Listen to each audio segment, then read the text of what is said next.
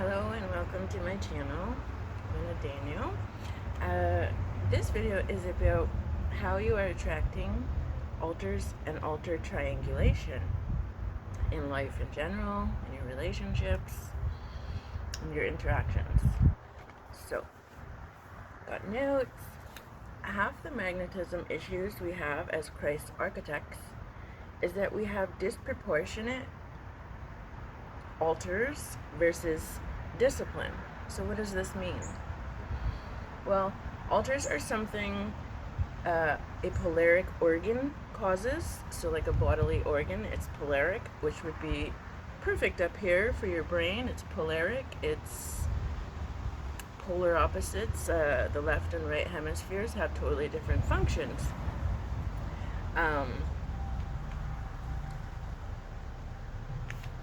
So there's a disproportion between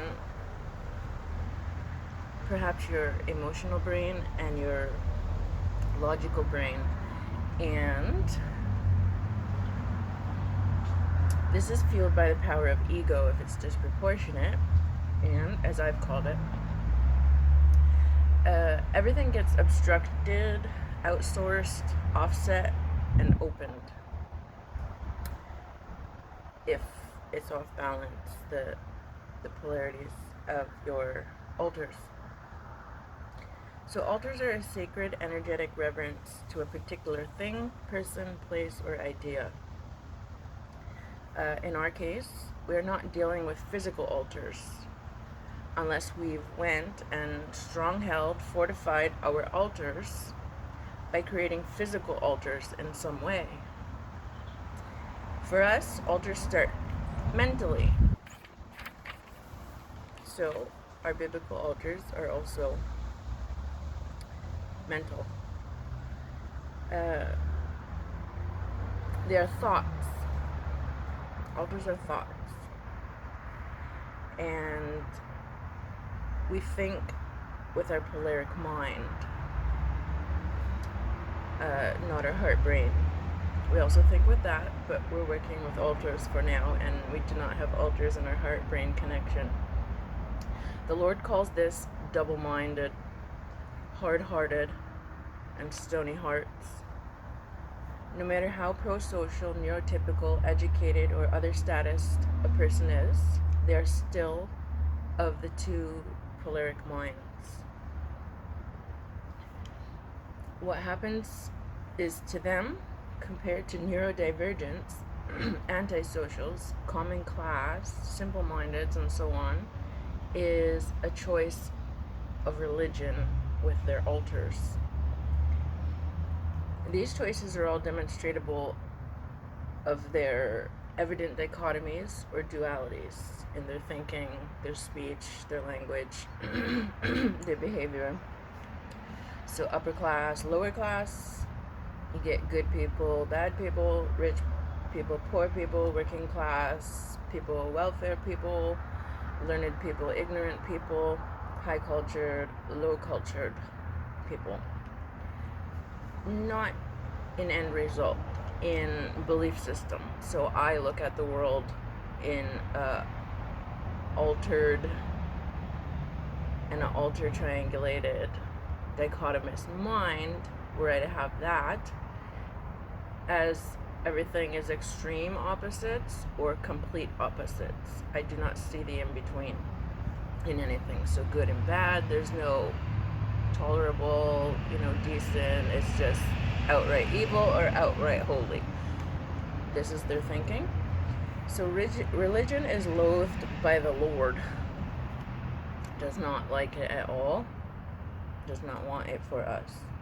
Physical institutions of every kind do this. So establishments, physical institutions, systems, agencies in the world, they all operate on this dualistic system and enable dualistic dichotomous polaric thinkers into their positions, and then perpetuate those dualities harshly against clients, civilizations, worlds, laws, everything. it's either right or it's wrong. There's no room for interpretation. There's no room for tolerance, and things like that. It's hard and fast, black and white.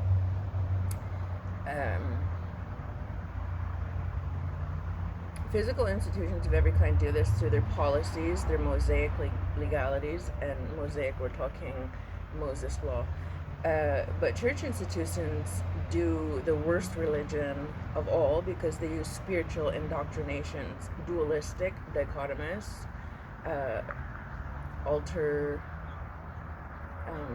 polaric, indoctrinating.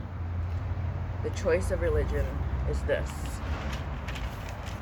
It's a choice. Someone in their organization chooses a practice, a rule, a set policy, a belief, and all in that organization worship, all of the people in that organization worship and revere that thought, that altar that has been set in place dichotomously, polarically, via their physical practices. So they set up external physical altars to worship the dichotomous thought altar within their institutions. The altar is a stronghold. It's a thought.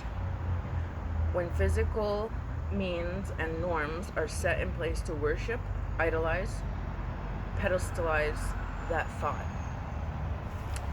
you're going to have strongholds in that institution or agency or family network or friend dynamic or relation with a person.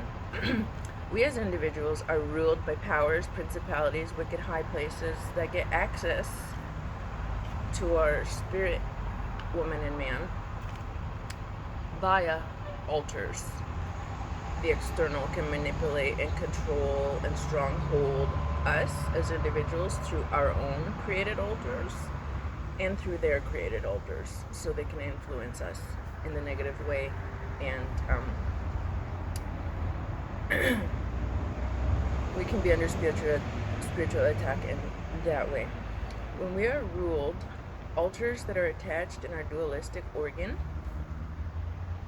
whether our own doing or their conditioning or their oppression, putting it there against us into our mind, when we're attached in our dualistic organ, we are externally strong-held. We can be internally strong-held, also externally. We have thought something long enough until we believed it. So we think it, the seeds planted in our head by the thought fairies that come out of the world system, and so to speak, and the seeds planted, it gets down into our thought system, we believe it, light's generated, it becomes entrenched, and it gets down into our spirit man and in our second nature, and it's something we hold strongly to. Stronghold. We have thought something long enough until we believed it. We may have created external authorizations regarding our strongly held belief. Oh, I believe that those people are so bad, so I perhaps set up an altar that says bad things against a certain culture or a certain person, and this is now in my external world, in the writing that I've done, or a picture I've put, or some sort of action I've showed others, that I've alterized my internal altars, my strongholds, and they're strongly held against me, within me, and they're strongly held outside of me. And now the stronghold, the spiritual prison that I've created, mistakenly, dichotomously, polarically, because we don't want polarity in our heart-brain connection, our spirit, woman and man. Now that it's external from me, others are being strong-held, bullied, strong-armed by my doing, my altar. And it can be very well influenced by external sources who influence me to believe such things. Regardless, the altars are there. And it's up to the individual to remove them. We are ruled by these altars that are attached in our dualistic organ and externally strong-held. We have thought something long enough till we believed it. We may have created external authorizations, or others created external authorizations, trapping and snaring us in Altular-Triangulation that holds stronghold over us. The Altular-Triangulation can be descended from bloodline curses, dysfunctions, ancestral spirits, maladaptive conditioning, or childhood conditioning and grooming.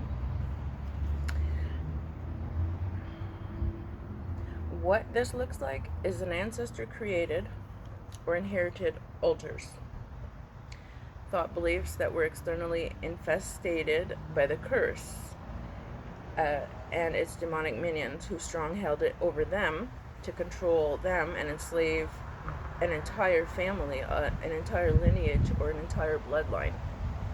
So somebody did somebody wrong, they were envious, didn't like them, had a vendetta against someone, so they put external altars on the person. You're bad, you're no good, your race is despicable, these entrenched terrorism, psychological terrorisms that happen to people. Altars were created through many abuses.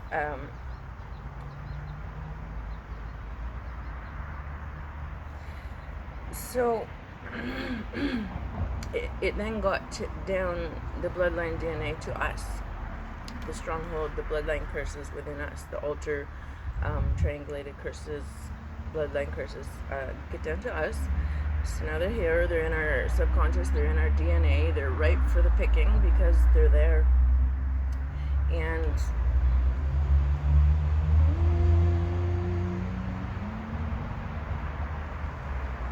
we subconsciously we're recreating the energetic maladies we did not know the source of, or what these were actually doing, or what they fully entailed. So we've been recreating, perpetuating ancient belief, demonic belief altar systems that are in us, in our DNA, and we didn't even know. They got put in us, but in the bloodline they've been externally alterized through ancient enemies that hate the bloodline of Christ, and they wish to see our lineage, off of the face of the earth, so that we do not achieve the kingdom of God on earth. So we didn't even know what they were doing. There was external altars even when we were born, the day we were born, through our family, through our community, through the world, and they were reinforced, they were strongly held. We've been pulled in certain directions, bad situations our whole life, and we don't know why. So we've developed altars against them. Those altars have been in us. We've internalized this just the way it is. This is who I am. This will never go away. We haven't turned to the Word of God, and chose until now to remove them within us. Even if they came from ancient bloodlines, it's our job in our ancient bloodline curses, it's our job in our bloodline to remove them. If they came from an external source that we're aware of, or at least we're aware and awakened enough to know that something external is repetitive in our life, we want to get that thing out of our life, or it's coming from us, it's up to us to remove them. Those rearing us punished and narrated and manipulated as they seen fit something they handed down, but refused themselves to understand or to end. They may had a lack of spiritual courage. They may have been spiritually blinded, or just blind and never developed their abilities, or obeyed God to develop them. They refused to understand, or they just did not care, and perhaps it was a Moloch sacrifice to sacrifice the children of the family so that the adults could survive and maybe for self-interest, maybe for righteous family preservation. Whatever happened, they had to sacrifice people, disregard our needs so they can take care of themselves in the dog-eat-dog world. Save yourself first and ask questions later over here. So whatever it is, they punished us. They either let it happen to us, or they outright externalized Alter-Triangulation against us and said, you're bad. The same thing the ancient enemy of the bloodline had said to that family member. It was put on, you're bad, so your family will always be bad. And then we come and we are movers and shakers and change makers. So now we're bad because they see the light coming, re-emerging in us. It's time. And so we're bad, we're terrible, you'll never amount to nothing. They alterize us with these punishments, these narratives. Oh, you're just believing in foolish spiritual things. God is not real. Perhaps it can be terrible. So, so we maladapted our own belief systems, and we were our own alters. We received alters, and then we distorted them cognitively based on the information we had been given, handed down, conditioned with. So we maladapted our own beliefs, and we're maladaptively conditioned with their beliefs, their judgments, and their punishments. So their alters were strong-held. Their judgments, their conditionings, their beliefs were strong-held against us, right? There are family members rearing us as children up. They're stronger, they're bigger, they're better, wiser, they have all the power, they have a belief system, they have an external tool maybe to punish, maybe they have you're going to that place and they had the power to send you. They had an external altar against us from birth. So now we have entrenched bloodline curse altars within us, entrenched bloodline curses. So it's not just our own, their own. It's coming from their ancestor, them, us, dualistically in all three places, and then everybody in our life who perpetuates it against us, controls us through that, throughout our life. It's entrenched. It's not a simple thing. It's a complex PTSD rather than a simple PTSD. For instance, uber intensified, uber entrenched. It's terrible. If terrible was a person. So now we have entrenched bloodline curse altars within us and around us, outside, external, that even for centuries have been magnetized, that have had magnetized external altars that are controlled by satanic, dualistic brained world and people. So they're magnetic. The thought in us is magnetic. It keeps attracting to us the people that want to tell us we're no good or we're terrible, and that we're this or that or the other. And their altars are magnetic because they attract to them more people that look as big and scary as them, that they put in front of us, and everything is magnetic. It's going to attract more of itself.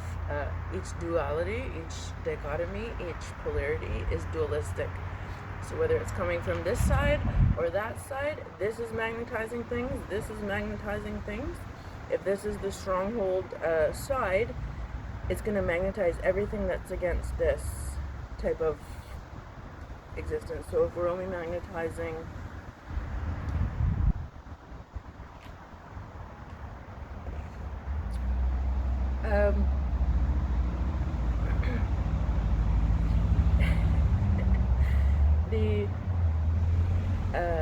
we have the here's my brains, right and left hemisphere. Okay, so we have the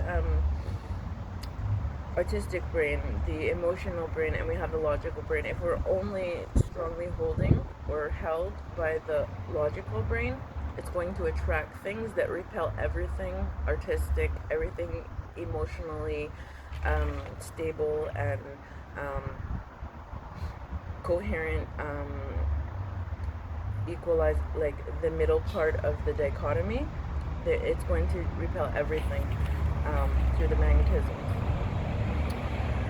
So when we know how to break them, the altars, external and internal, and bloodline altars, and change the energetic patterning here, here, here, clean and purify our garment, our energetic garment, to whiter than snow, because muckiness and triangulations are all kind of muddy the waters and dirty, so we are not clean.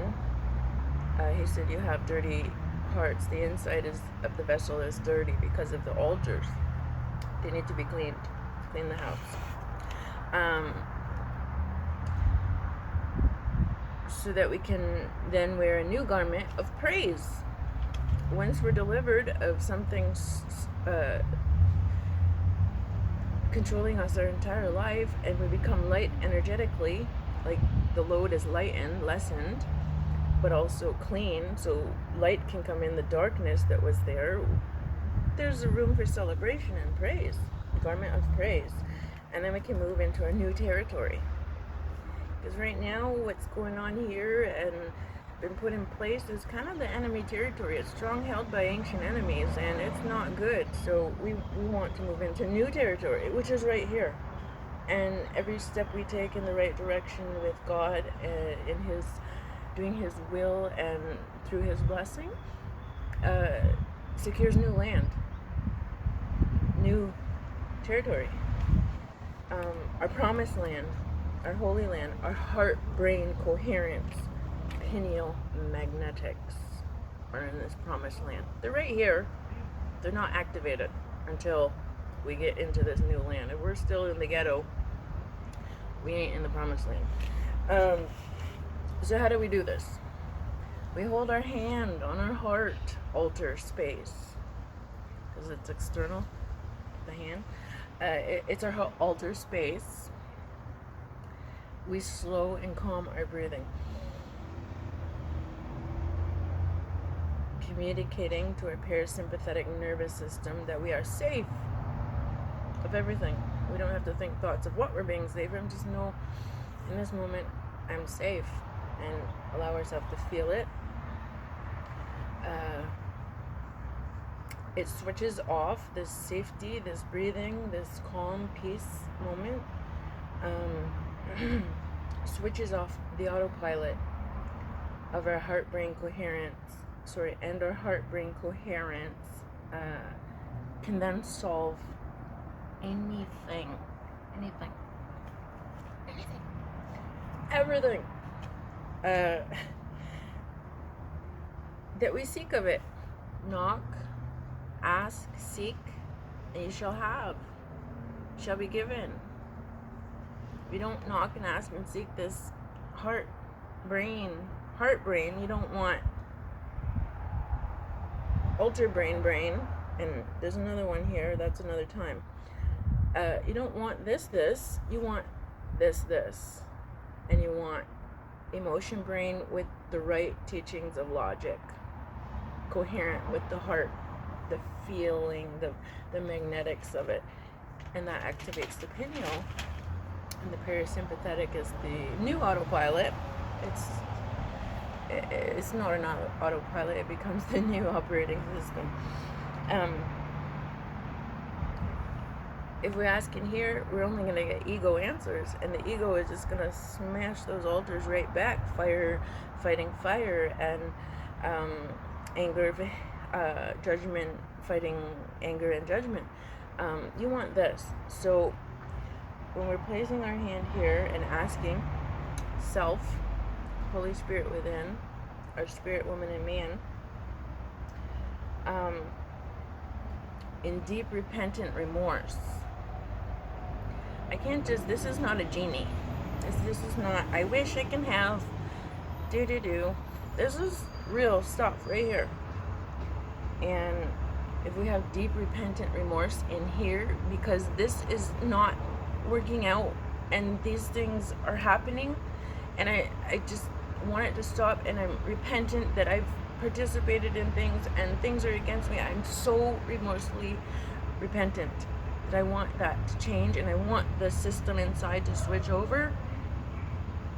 You can't just hope and desire beyond all belief, and with all my might and heart and soul and power seek God, the God connection, the God brain. Hold our hand over our heart, and then it's answered coherently. The coherence thinking will come before we speak or before we finish speaking. God says he knows what we think before we're even done, before we even speak it or are done speaking it. And that's God within. So your heart-brain coherence will give you the answer before you even tell him the speech. You won't have to tell him the speech. This is happening. What's going on? Before you're done all that, he already knows the answer. And you're like, got it. Not from here, you'll never get that, but from here you will. So before you're done, the angelic particles of light, the light that's created and generated through the heart-brain connection, the magnetics in the pineal, we radiate light. We're beings of light. That's our halo. Once our halo's turned on, switch the switch. Here we're going. We're asking. These particles of light, they're angels. These are the heart-brain coherent altered archangels. Altered. We're altering them. We're channeling them. We've got an external altar. We're showing the Lord the sacrifice of worship. We're not just saying in words, I love you, I love you. No, we're out here. We need you. We have altars dedicated to serving you. These are heart-brain coherent. There's the coherence. Heart-brain coherent, altered archangels. Arch is light. Archangels. So that's where we get the archangels. That light that's generated, those are the archangels that go to work for our magnetics and protect us from this. Like the thing. All the triangulated altars. So, and strongholds. So they're sent as soon as the connection happens, as soon as it's switched on. They're gone. They're waiting, they're gone, right? As soon as it happens. So what does this disproportion of alter versus discipline mean? So the disproportion that's going on over here versus alter, we're not connecting to this half as many times as we're connecting to this thing. This thing is emitting signals. I see the world system. I see this. I want that. I hate that. I don't like this. This is terrible. This is good. We're just emitting everything. We're radiating alters.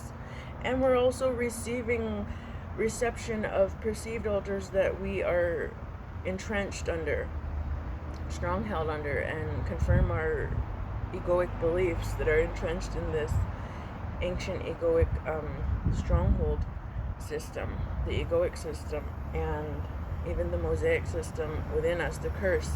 So that's always going and receiving. If we do this one time in 100 years, and this is going off 1,000,000 times, there's a disproportion. If this is going off every single day, all day, this is the only place we're coming from, thinking from, asking for, seeking from, and we don't even connect to these things no more. We don't buy it, we don't see it, we don't participate, we don't hear it, we don't want it, we don't go there.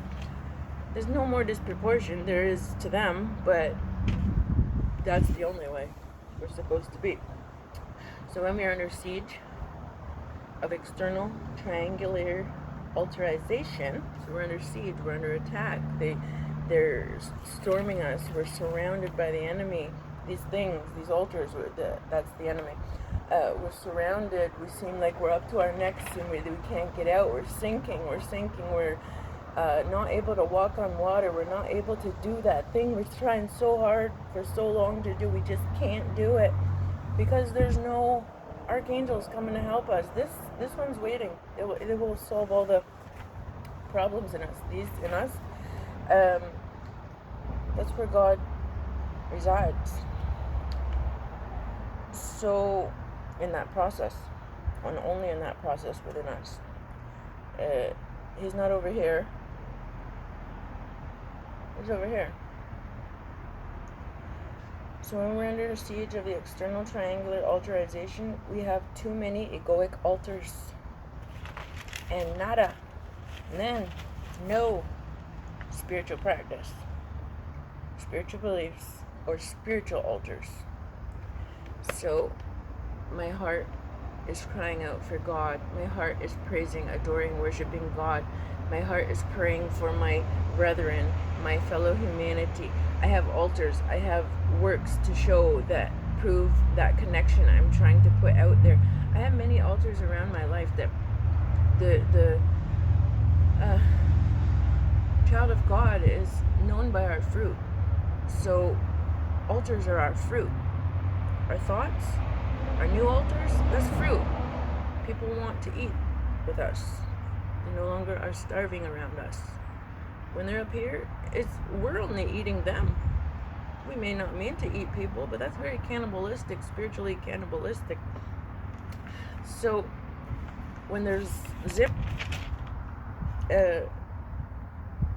Heart-Brain Coherent altars, and coherence and regulation and practice and beliefs and knowledge and wisdom, and we have too many egoic practices, beliefs, habits, hang-ups, tendencies. So when we say spiritual practice, belief, and altars, we mean Christ architecture and Jesus technology. We're not dealing with, I'm going to burn an incense and now I'm a holy person. That's out here. It's still egoic. It's still alterized, but to the wrong altars. It's saying, I feel like I want to burn an incense. Logic tells me it smells good, so I therefore need to. It's still egoic. It's not.